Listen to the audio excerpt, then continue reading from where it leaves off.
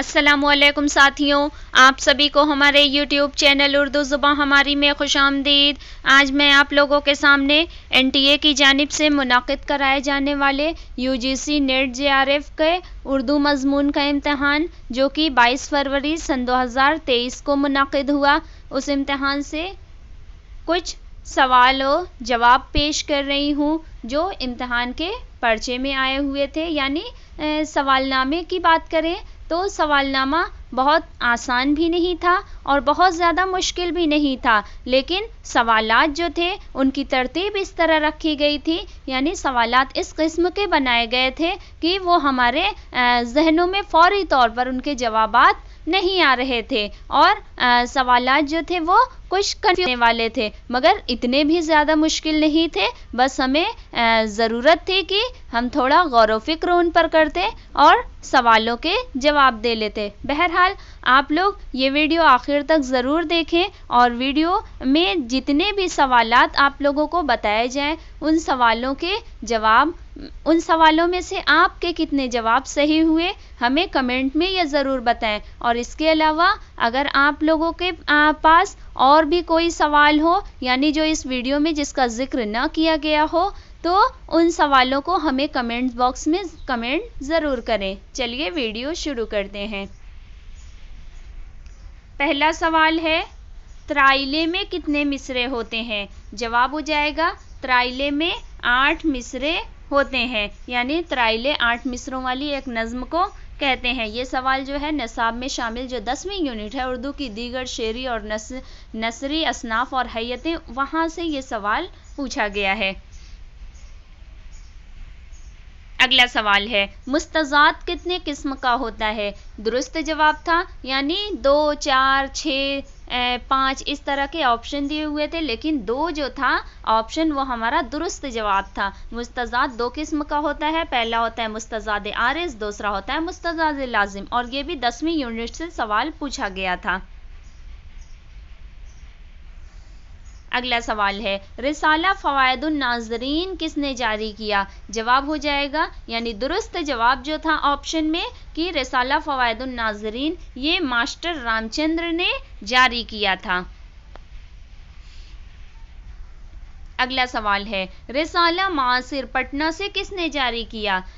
जवाब इसका दुरुस्त जवाब जो था, यानी रिसाला मासिर ये काजी अब्दुल वदूद ने पटना से जारी किया था। काजी अब्दुल वदूद जिन्हें तहक़ीक़ का मुअल्लिम सानी भी कहा जाता है।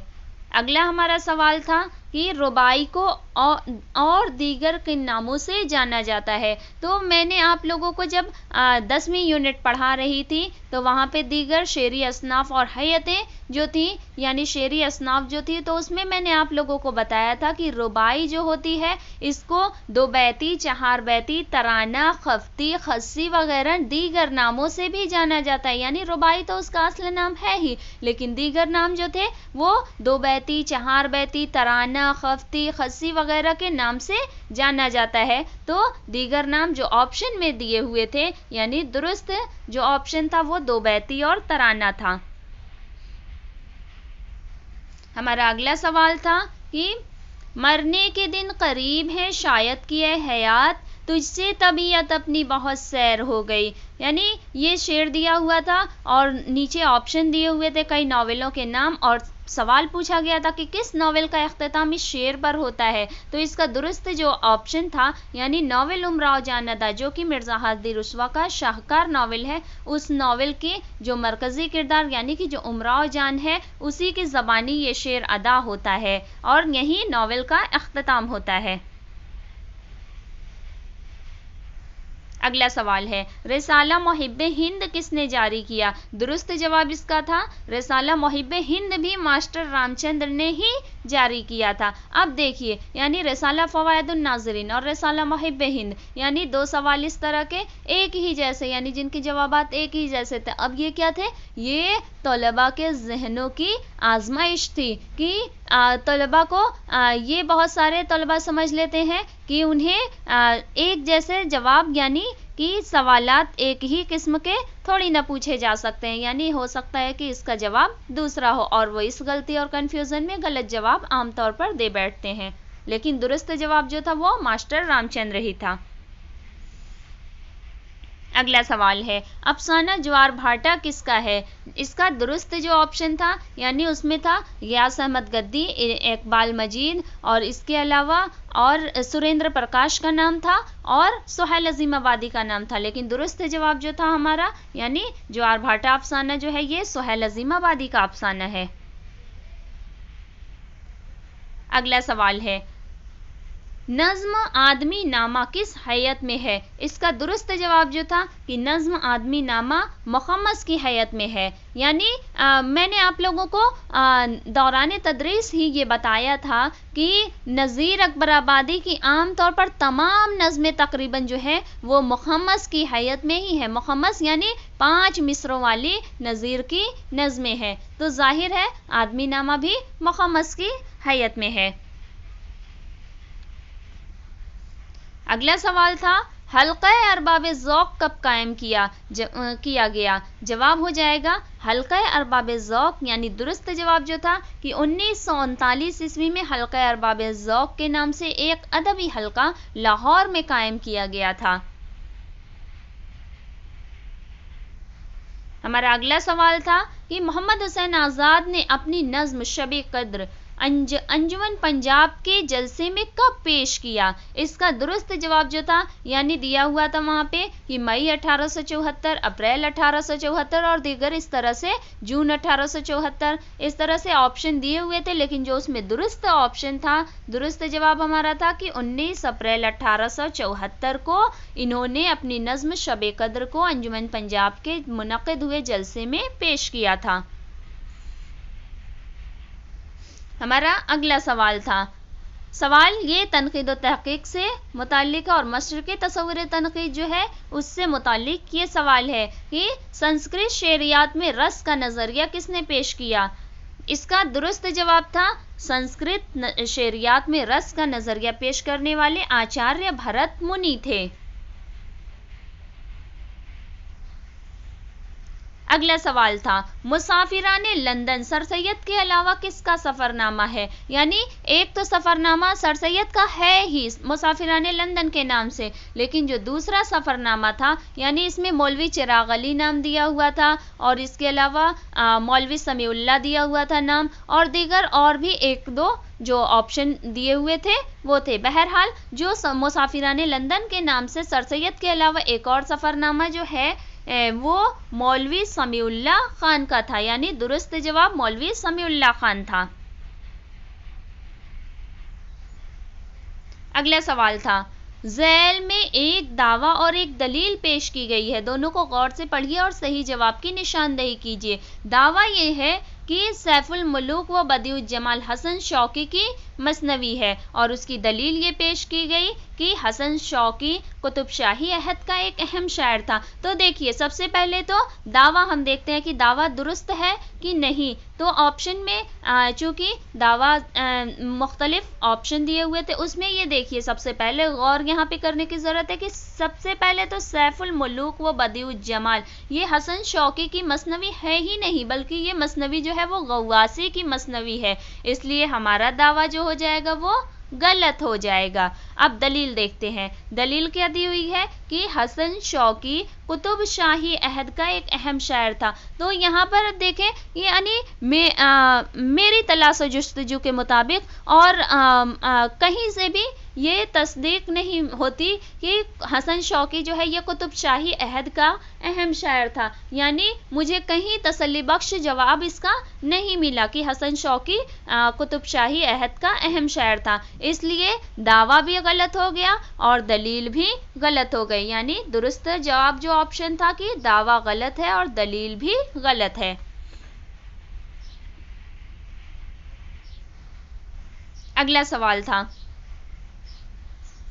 कुल्लियात मीर पहली बार कब और कहां से शाये हुई? इसका दुरुस्त जवाब जो था कि कुल्लियात मीर जो है वो पहली बार 1811 ईस्वी में कलकत्ता से शाये हुई थी। मीर का इंतकाल 1810 ईस्वी में हुआ था और उनके इंतकाल के एक साल बाद, तकरीबन एक साल बाद ही या अगले साल में ही ये मीर की कुल्लियात 1811 में कलकत्ता से शाये हो गई थी। मीर का इंतकाल लखनऊ में हुआ था।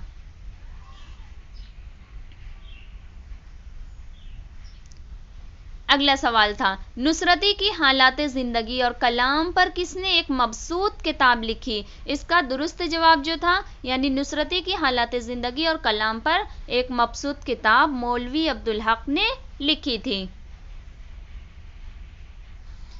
एक और सवाल था लेकिन इसका जवाब मुझे नहीं मिल सका।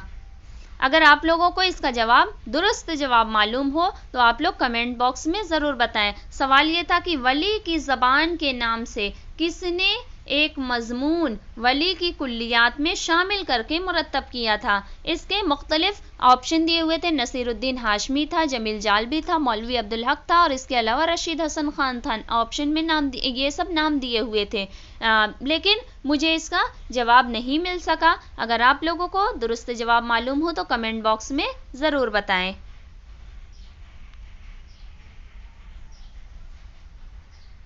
अगला सवाल था, आसारुस सनादीद पहली बार कब और कहाँ से शाये हुई? तो आसारुस सनादीद जो है ये सर सैयद की तसनीफ़ है और ये तारीख़ी नौइयत की इनकी तसनीफ़ है, जिसमें इन्होंने दिल्ली की कदीम और तारीख़ी इमारतों का तस्करा किया है। और ये इनकी तसनीफ़ जो थी 1847 ईस्वी में पहली बार दिल्ली से शाये हुई थी, यानी दुरुस्त जवाब जो था वो 1847 था।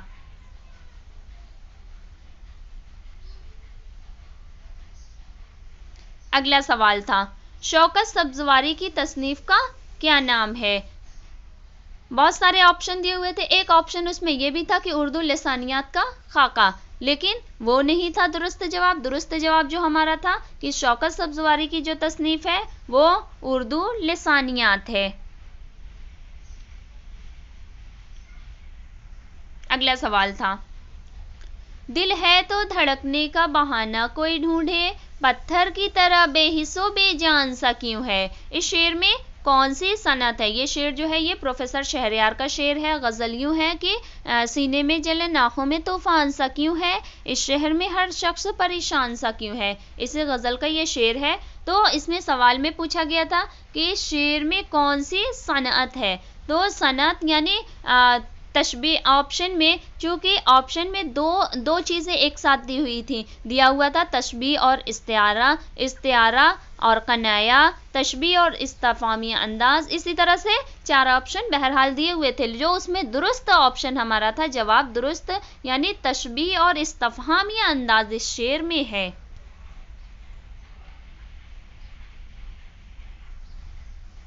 अगला सवाल था, गज़ल के नुक्ते आगाज़ और इख्तिताम क्या है? तो उसमें गज़ल के नुक्ते आगाज़ और इख्तिताम में बहुत सारी चीज़ें दी हुई थी, यानी कि दिया हुआ था एक ऑप्शन में कि हुस्न मतला, ज़ेब मतला या बैते गज़ल, हासिल गज़ल, और इसी तरह एक ऑप्शन था, यानी 2 ऑप्शन एक तरह के थे। वहाँ पे हमें गौर करने की ज़रूरत थी। अगर ज़रा सा भी कंफ्यूज होते तो सवाल वहाँ पे गलत हो सकता था। उसमें एक ऑप्शन तो यानी दुरुस्त ऑप्शन जो था वो तो मतला और मक्ता था, यानी नुक्ते आगाज़। ज़ाहिर है जब पहले आगाज़ पूछ रहा है तो आगाज़ किससे होता है? मतले से होता है। और इख्तिताम पूछ रहा है तो इख्तिताम ज़ाहिर सी बात है आमतौर से मक्ते पर ही होता है इख्तिताम। तो अब वहाँ पे एक ऑप्शन इसके अलावा और दिया हुआ था कि मक्ता और मतला, यानी तरतीब को उलट दिया गया था। अब तरतीब को उलट दिया गया तो अगर हम ज़रा सा भी ये हमारे जहन में ये बात आ जाती वहाँ पे कि वही चीज़ तो है, चाहे इस ऑप्शन को निशानजद करें चाहे इस ऑप्शन को,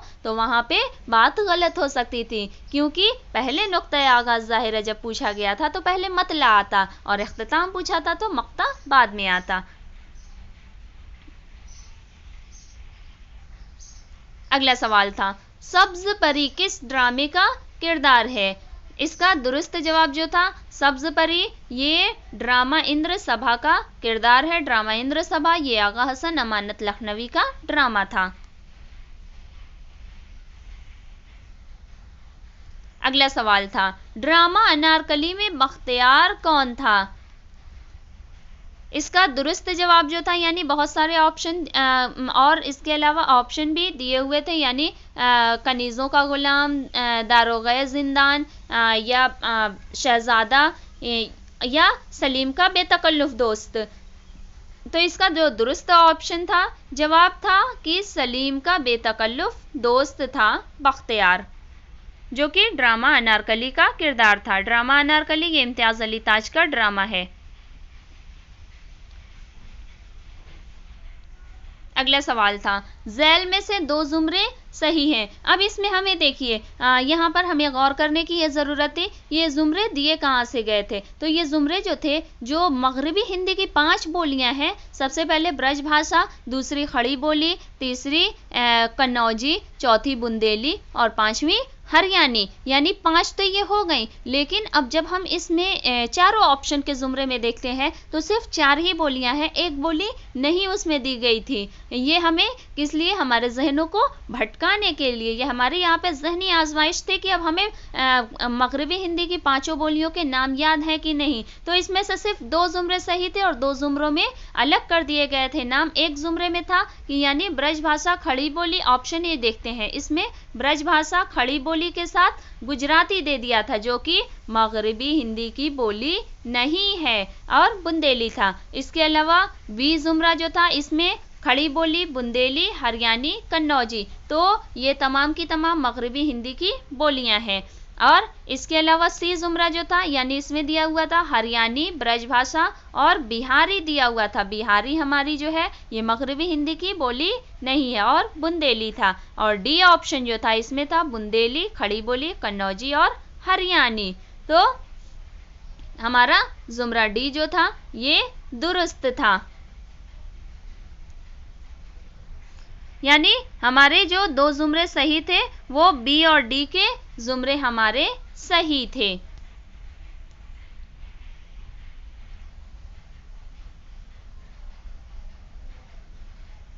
अगला सवाल था, ज़हे निशात अगर कीजिए उसे तहरीर, अया हो खामा से तहरीर नगमा जाए शरीर। कसीदा के शेर में कौन सा जुज है। तो इसका जवाब था, यानी कि तशबीब, तशबीब, गुरेज, मदा और मुद्दा वगैरह ऑप्शन में दिए हुए थे। लेकिन चूंकि ये कसीदे का शेर जो है और इब्तिदाई अशार हैं, तो इब्तिदाई अशार जो कसीदे के होते हैं वो हमेशा तशबीब के अशार होते हैं। और ये सवाल जो है हमारा निसाब में शामिल दूसरी यूनिट जो है कसीदा मरसिया और मसनवी की, वहाँ से ये सवाल पूछा गया था। अगला सवाल था, उर्दू तनकीद का हाल मुशायरों जैसा है। मुशायरों में शेरों की शेरियत या अदम शेरियत की बिना पर तारीफ या मजम्मत नहीं होती। तारीफ और मजम्मत का दोनों का सबब गैर मुताल्लिक है। ये बयान किस नाकिद का है। यानी दुरुस्त जवाब जो ऑप्शन था उसमें एहतशाम हुसैन दिया हुआ था, इसके अलावा मौलाना हाली दिया हुआ था नाम, और कलीमुद्दीन का नाम दिया हुआ था। जो हमारा दुरुस्त ऑप्शन था जवाब वो कलीमुद्दीन अहमद था। अगला सवाल था, ये देखिए, अब सवाल जो है ये दास्तान से, यानी निसाब में शामिल जो हमारी 5वीं यूनिट है जो कि ड्रामा और दास्तान से मुताल्लिक है। तो दास्तान और ड्रामे की जो यूनिट थी उसमें ड्रामे से मुताल्लिक अभी ऊपर सवालात गुजरे हैं, अब ये दास्तान से मुताल्लिक सवाल था अहवाल इस फ़कीर का ए दोस्तां सुनो, यानी जो मुझ पे बीती है वो दास्तां सुनो। जो कुछ कि शाह इश्क ने मुझसे किया सुलूक, तफसील वार करता हूँ उसका बयां सुनो। बागो बहार में इन अशआर से कौन सा दरवेश अपनी सैर की इब्तिदा करता है। तो इसमें ऑप्शन दिए हुए थे पहला, दूसरा, तीसरा, चौथा, लेकिन जो तीसरा दरवेश है वो अपनी सैर की इब्तिदा इन अशआर से करता है।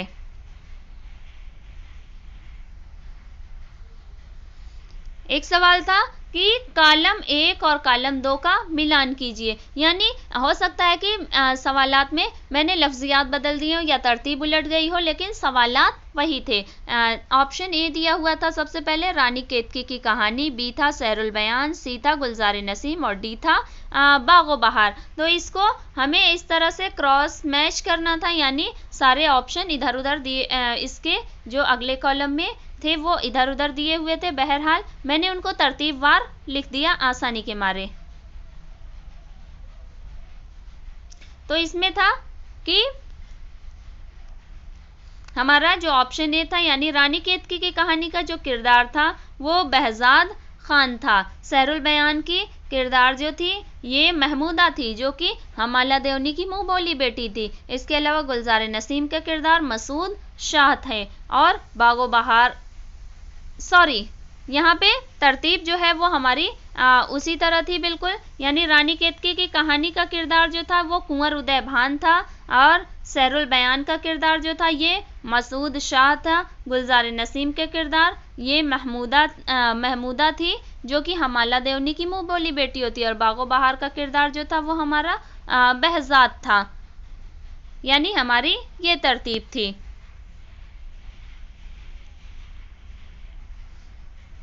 अगला सवाल था, मीर अमन से पहले उर्दू में किस्सा चहार दरवेश का तर्जुमा किसने किया? तो जाहिर है कि मीर अमन से पहले जो उर्दू में किस्सा चहार दरवेश का तर्जुमा किया गया था वो तर्जुमा मीर अता हुसैन खां तहसीन ने किया था। अगला सवाल था, नज्म शुआए उम्मीद को कितने हिस्सों में बांटा गया है? तो जाहिर है नज्म शुआए उम्मीद जो कि अल्लामा इकबाल की नज्म है। ये सवाल देखिए, निसाब में शामिल चौथी यूनिट जो उर्दू नज्म की है उससे मुतालिक है। और शुआए उम्मीद जो है ये 3 हिस्सों में इसे बांटा गया है।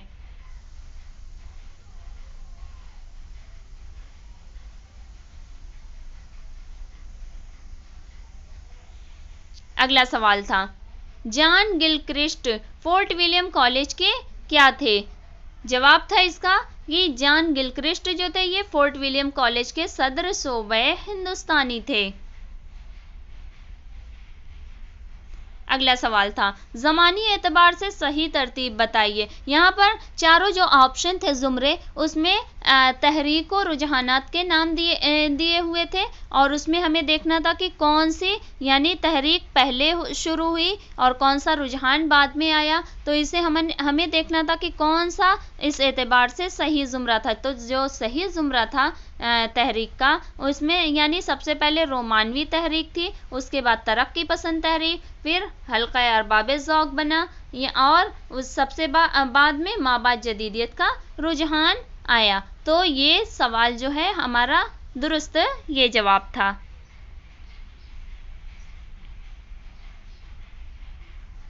अगला सवाल था, झैल में एक दावा और एक दलील है, दोनों को गौर से पढ़िए और सही जवाब की निशानदेही कीजिए। दावा ये था कि बागो बहार की मकबूलियत का सबब उसकी फसाहतों सलासत है, और दलील ये पेश की गई थी कि बागो बहार, यहाँ पर छूट गया है बहार, बागो बहार उर्दू अदब की एक अहम दास्तान है। तो यहाँ पर देखिए कि बागो बहार की मकबूलियत का सबब उसकी फसाहत और सलासत है। जाहिर सी बात है कि सादा और सलीस ज़बान का इस्तेमाल किया गया है, जो कि उसकी मकबूलियत का एक सबब है। और इसके अलावा बागो बहार जो है इसका शुमार भी उर्दू की अहम दास्तानों में होता है। यानी यहाँ पे जो दुरुस्त जवाब हमारा था कि दावा और दलील दोनों सही थे।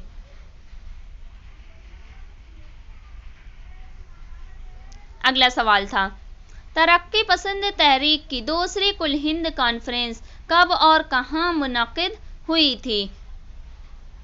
तो इसका दुरुस्त जवाब था कि तरक्की पसंद तहरीक की जो पहली कुल हिंद कॉन्फ्रेंस हुई थी वो तो 1936 में लखनऊ में मुनक़िद हुई थी, और दूसरी कुल हिंद कॉन्फ्रेंस जो हुई थी, सिर्फ कॉन्फ्रेंस नहीं, सिर्फ कॉन्फ्रेंस है तो इलाहाबाद वगैरह में कई कॉन्फ्रेंसें हुई थी, लेकिन जो दूसरी कुल हिंद कॉन्फ्रेंस हुई थी वो 1938 में कलकत्ता में हुई थी।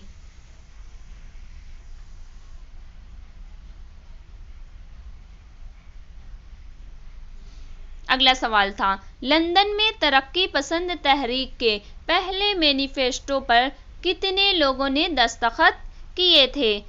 इसका दुरुस्त जवाब जो था यानी 4, 5, 6, 7 ऑप्शन में दिए हुए थे, लेकिन जो लंदन में तरक्की पसंद तहरीक का पहला मैनिफेस्टो तैयार किया गया था उस पर 6 लोगों ने दस्तखत किए हुए थे।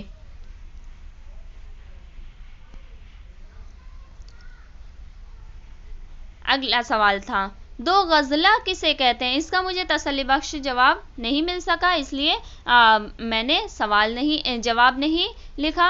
अगर आप लोगों को इसके दुरुस्त जवाब मालूम हो तो हमें कमेंट बॉक्स में ज़रूर कमेंट करें।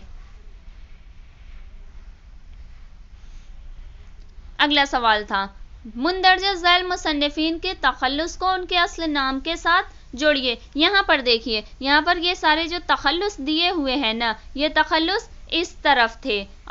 ये मैंने तरतीब मुझसे बदल गई है। जो असल नाम थे ये दाहिनी तरफ थे और तखल्लुस जो हमारे थे वो कॉलम 2 में थे। बहरहाल चलिए, सवाल वही था, यानी हातिम का जो असल नाम था वो शेख ज़हूरुद्दीन था और इसके अलावा आबरू का असल नाम शाह मुबारक आबरू था। नाजी का नाम मोहम्मद शाकिर था और मुकीमी का नाम मोहम्मद मुकीम था। ये हमारे दुरुस्त मैच था कॉलम 1 का कॉलम 2 से।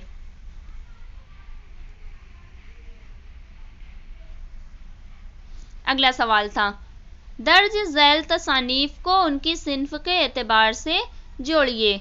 तो तसानीफ दी हुई थी यहाँ पर और फिर सिन्फी एतबार से उनकी हैसियत को पूछा गया था। तो अल फारूक जो कि अल्लामा शिबली नुमानी की तसनीफ़ है, ये उन्होंने हज़रत उमर फारूक की सवाने उमरी लिखी हुई है। और इसके अलावा नामदेव माली जो है, जो कि मौलवी अब्दुल हक ने लिखा हुआ है, ये खाका है, सिन्फी हैसियत से ये खाका है, इन्होंने खाका लिखा है। और इसके अलावा इस आबाद खराबे में जो कि अख्तरुल ईमान की खुद नविश्त सवाने है, तो इसकी सिन्फी हैसियत खुद नविश्त की है। और आखिरी था साइकिल की सवारी, तो साइकिल की सवारी जो है ये इसकी सिन्फी हैसियत इंशाइया की है।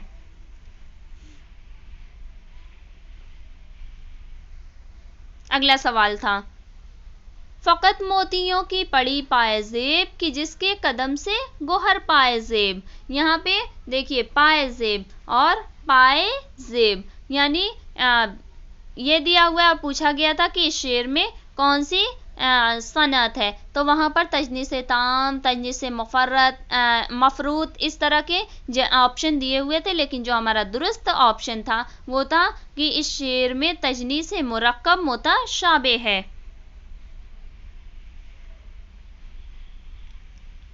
हमारा अगला सवाल था कि झैल में से 2 जुमरे सही हैं। तो 2 जुमरे हमें यहाँ पर देखना था कि एक शायर की नज़्मों के एतबार से, यानी कौन से शायर की नज़्मों का जुमरा यानी मुकम्मल उस शायर की हैसियत से सही है। तो पहला ऑप्शन जो हमारा था इसमें जलवा दरबार दिल्ली जो कि अकबर इलाहाबादी की नज़्म है, लेकिन किसान ये जोश की नज़्म है, बर्क कलीसा अकबर की नज़्म है, ये जुमरा हमारा गलत था। बी जुमरा जो था हमारा यानी किसान, जंगल की शहजादी, शिकस्त जिंदा का ख्वाब, ये जुमरा हमारा सही था क्योंकि ये तीनों नज़में जो हैं ये जोशमली आबादी की हैं। इसके अलावा सी का जुमरा हम देखें तो मुस्तकबिल, बर्क कलीसा और जलवा दरबार दिल्ली, ये जुमरा भी हमारा सही था क्योंकि ये तीनों नज़में जो हैं अकबर इलाहाबादी की नज़में हैं। लेकिन डी जुमरा जो हम देखें तो इसमें बाज़ आमद ये अलग शायर की नज़्म है, किसान ये भी अलग शायर की नज़्म है और मुस्तकबिल ये भी अलग शायर की नज़्म है, तो ये जुमरा हमारा गलत था। यानी हमारे जो 2 जुमरे बी और सी के थे ये दुरुस्त जुमरे थे। तो यही मुख्तसर सा तज्ज़िया था सवालों का जो इम्तहान मुनक्किद हुए 22 फरवरी सन 2023 को। और इसके अलावा और भी बहुत सारे सवाल मेरे जहन में थे, मगर बहरहाल बहुत वक्त नहीं लेना था, इन चीज़ों को जल्द अज जल्द आप लोगों के सामने पेश करना था, ताकि आप लोगों को भी थोड़ी तसल्ली और तशफ़ी हो कि हमने कितने सवाल सही किए हुए हैं। और इसलिए बहुत ज़्यादा ताख़ीर मुनासिब नहीं मालूम हुई। जल्द अज जल्द कोशिश करके इतने सवालों का तज्ज़िया आप लोगों के सामने पेश किया गया। अब हमें कमेंट में ये ज़रूर बताएं कि इसमें से आप लोगों के कितने जवाब दुरुस्त हुए। इसके अलावा अगर आप लोग हमारे चैनल पर नए हैं तो हमारे चैनल उर्दू ज़ुबान हमारी को सब्सक्राइब करके बेल आइकन को ज़रूर ऑन कर लें, ताकि इस तरह की मज़ीद मुफीद और कारआमद वीडियोस और इम्तहान से मुतालिक तमाम तर मालूमात और आप लोगों के रिज़ल्ट वगैरह से मुतालिक तमाम तर मालूमात हमारे चैनल के ज़रिए आपको मिल सके। बहुत शुक्रिया।